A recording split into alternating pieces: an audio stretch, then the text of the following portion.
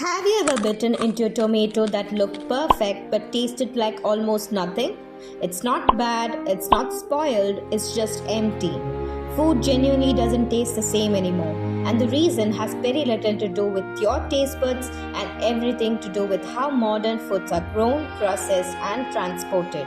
This is Foodiversity, a place where we look at history, science, culture, and everyday life all mixed together. In this video, we are talking about how modern food systems slowly change taste without most of us realizing it. If you go back a few decades, food was grown at a very different pace. Most produce was local and farmers harvested crops only when they were truly ready. Fruits stayed on the plant longer, soaking up sunlight and developing natural sugars. Grains were allowed to complete their full growth cycle, and dairy products were used fresh, often close to the source. That slower pace wasn't just tradition, it was essential for flavor. Taste develops gradually as plants interact with soil, water, microbes, and time. Food back then wasn't always perfect in shape or size, but it had depth. You could smell it before you tasted it, and the flavor stayed with you longer. As population grew and food systems expanded, priorities changed. Feeding more people meant producing food faster and more efficiently. Crops were bred to grow quickly and uniformly, and chemical fertilizers helped push growth even further. The problem is that flavor chemistry doesn't work on deadlines. When plants grow rapidly, they focus on size and survival rather than developing complex taste compounds. The food still looks healthy and abundant, but the layers of flavor don't fully form. What we gained in efficiency, we lost in subtlety. One of the biggest changes happened underground.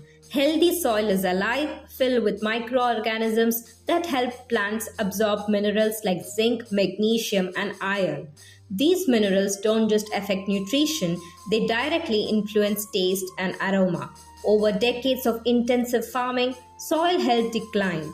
Fertilizers feed plants directly, but the soil ecosystem itself doesn't recover. Crops still grow and look fine, but they lack the mineral diversity that once gave food its richness. The plant survives, but its flavor potential is limited. Today, much of our food travels long distances before reaching us. To survive that journey, fruits and vegetables are often harvested before they are fully ripe. Ripening is triggered later using gases, so the food looks ready on store shelves. But ripening on the plant is when sugars, acids, and aroma compounds truly develop. Artificial ripening changes appearance and texture, but it can't create that slow flavor building process. The result is food that looks fresh but tastes incomplete. As natural flavor becomes less reliable, food science stepped in to keep taste consistent. Manufacturers began using isolated flavor compounds to recreate familiar flavors, strawberry, vanilla, cheese, without relying on natural development. These engineered flavors are stable and predictable, which works for large-scale production, but they are simplified. Natural flavor is layered and changes slightly with each bite. Engineered flavor hits one clear note, then stops. It satisfies expectations, but it doesn't surprise. Modern ultra-processed foods are carefully designed to hit precise combination of salt, sugar, and fat. They stimulate the brain effectively, but they lack real depth. So even after eating, something feels missing. That's why people snack more or keep adding stronger flavors. It's not about weak willpower, it's about food engineered for efficiency rather than satisfaction.